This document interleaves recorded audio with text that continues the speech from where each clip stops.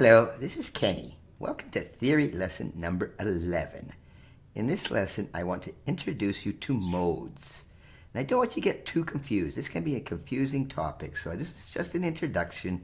I just want to get you to know what they are, sort of what they sound like, and I will get into a little more complexities in later lessons. First of all, though, just a little history of modes. Modes are just scales, really. Okay, you've already seen them. Major scale, minor scale. They are nothing more than scales, all right? But they sound a little different. And these date back way back, all right? But most of the names of these modes that we'll be introducing today are all from ancient Greece, from the old Athens period, all right? All right?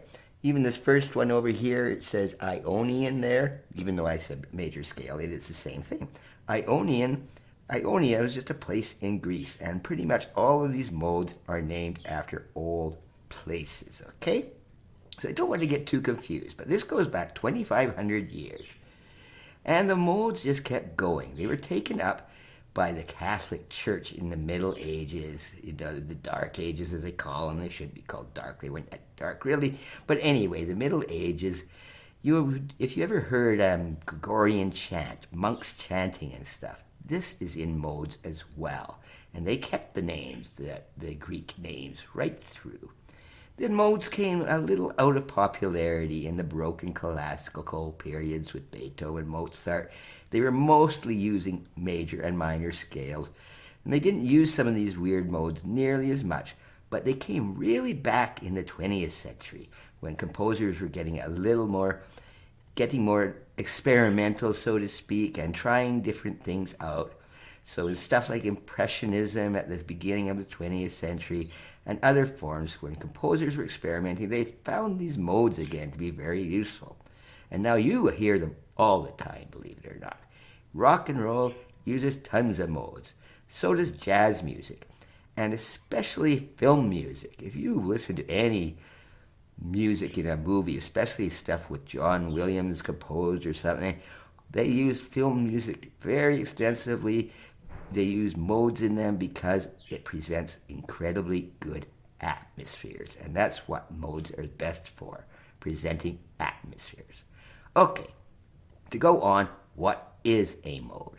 Well, the first one I'm going to introduce you to is this one, right here, the Ionian. And yes, it is just your major scale, okay? And here it is. We've seen this before, probably the first couple lessons, all right? And it just sounds like this.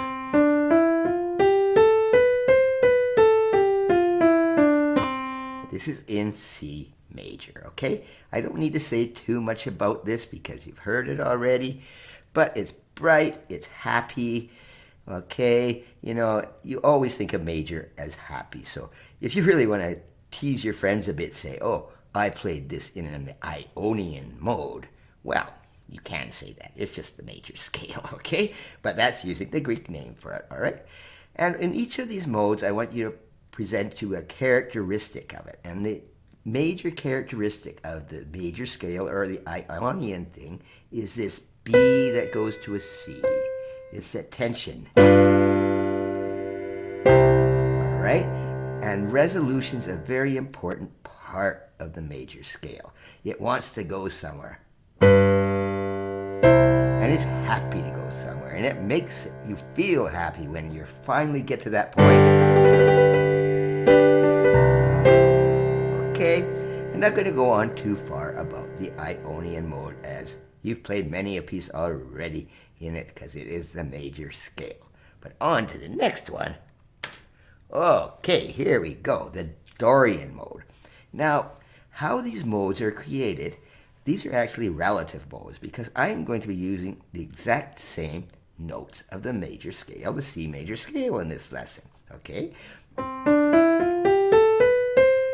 But this time, if you see here, I'm starting on the D and going up to D there. And it sounds like this. All right, it doesn't sound nearly the same as that C major scale. Okay, you might be thinking that's a little bit off, and it is, but it presents different sound structures. And the Dorian mode Okay, as you see, okay, if you go down here, it's kind of minor. It's kind of C minor. It's kind of uplifting. But there's the thing that really is the point, is it goes up to the B. In a minor, it would be, okay, it sounds a lot sadder. So Dorian's sort of sad, but instead of staying sad, it kind of gets uplifting. All right? So Dorian mode has this really kind of a strange, uplifting sound compared to the minor.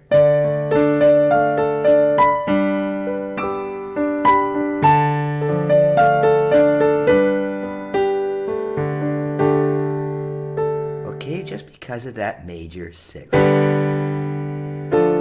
Okay, so it's so different from the minor. The minor scale would sound like this. Okay, so that G in there,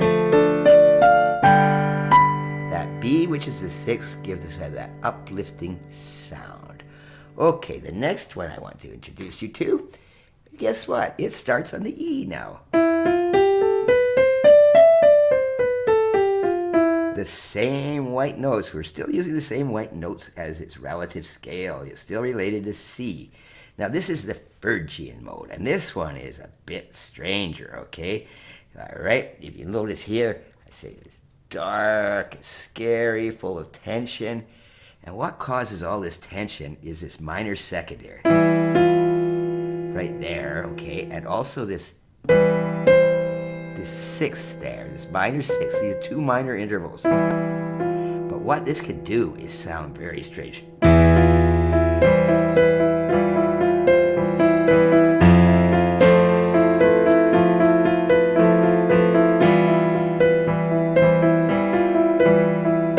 Alright, so this kind of scale, this Phrygian thing, you'll see it a lot in like horror movies, and the heavy metal music uses an awful lot of the Phrygian mode.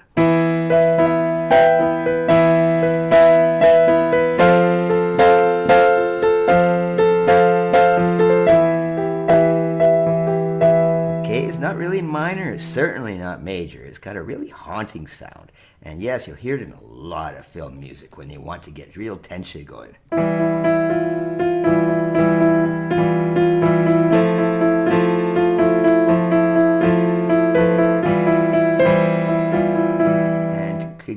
All kinds of stuff to make that weird little sound. Okay, the next one, guess what happens? Lydian. Yes, we're going up another note.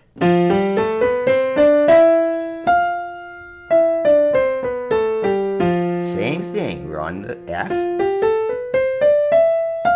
Okay, this is called the Lydian mode, and the Greek place that part it was named after Lydia. Okay, all right, but this has a very strange thing too going on it.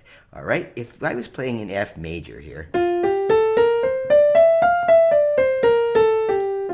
you've got a perfect fourth there, but you have a raised fourth in this little Lydian mode, which really gives it a really strange feature, okay? So as I said here, it's mystical, but kind of hopeful, strange, mysterious, but very common in jazz music, actually. But for the most part, the weird sound about it is this big B instead of the B flat.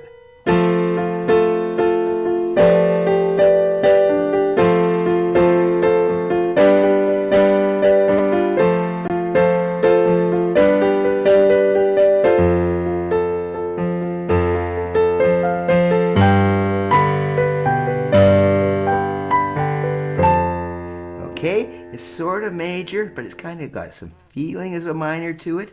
All right, but it's that raised feeling there, which makes the Lydian mode what it is. Okay, next we go on to the Mixolydian. Yes, some of these words are kind of crazy, all right? Now this one, guess what? All right, yeah, guess what we're doing here? Starting on the G note.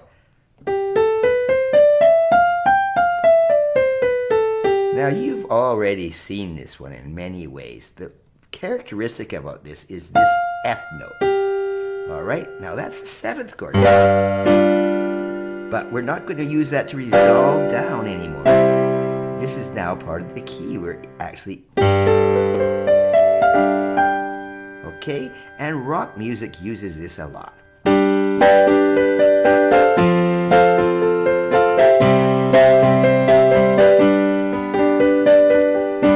Okay, so if that was an F sharp in there, it would sound a lot different.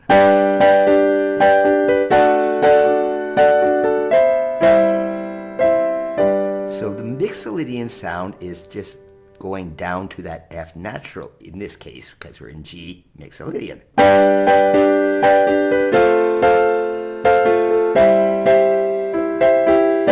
And you've probably noticed this is very similar to the blues scale.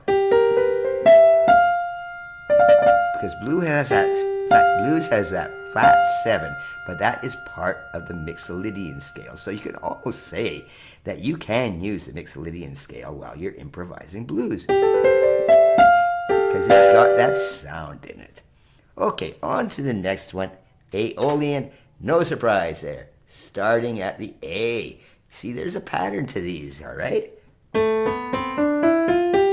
And you have seen this one before. What is this? This is the natural minor scale. All right? All right? It is remember, to find a natural minor, we're in C major. You go down 3 semitones. So we've already seen this. And the natural minor is also part of the melodic minor, because the melodic minor has 2 raised, the 6th and 7th going up, and on the way down, it is now the natural minor, but that is the Aeolian minor, okay? And that's just another term, okay? If someone says play in Aeolian, it's natural minor. All right, so yeah, it's kind of sad, it's dark. It's also common in rock music, but it's also got this minor 6.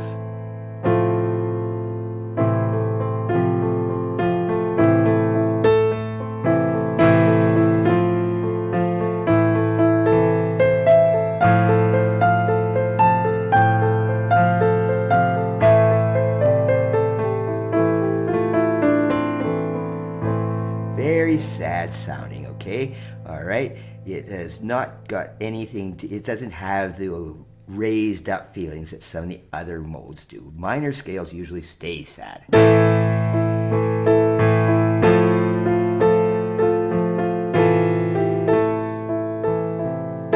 Okay, and now we've got one more, and guess what? It's going up. Yes, there it is. It starts on the B.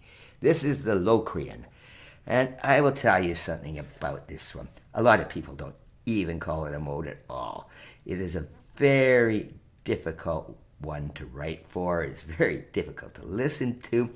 And why it is so, I'll play the scale for you. It is sounding really weird, all right? And one of the reasons why it's a weird one is, okay, it's right here. It's tense, it's dissonant, very unstable, because it's based on a diminished chord, all right? All these other ones, it's based on a major chord or a minor chord, all right?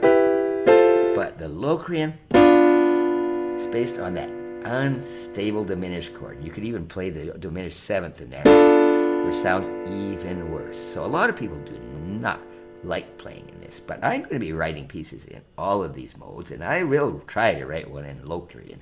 But it really is a very difficult thing to make any sense out of.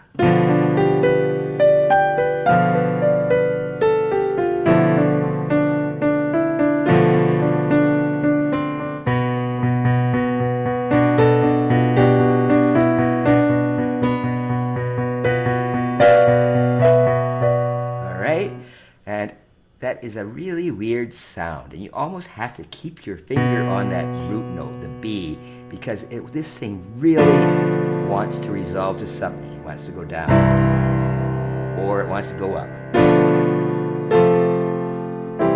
It wants to go somewhere. It doesn't want to just stay there, all right? So this one's going to be the more difficult one, but for now, we'll just leave it as a mode. Some people won't even teach it, all right? They just don't like it, and I can see why, but I'm going to do my best with it. Okay, these are all relative modes because I based them all of the C scale. But just because I named them on the C scale, just because it's based on the C scale, D Dorian is still D Dorian. I don't call it C Dorian. No, it is D Dorian. Okay, but in the next lesson, I will be calling the parallel modes, which I'll get into there. They're the exact same thing, except, well, you'll see the difference, all right? Okay, I'm not going to get you confused now because this is enough lesson for right now. But I hope you got an introduction to it. The idea is modes have a feeling to them, a sense of color that, they're just scales, but they can be used in many, many ways. Thank you. That was theory lesson number 11.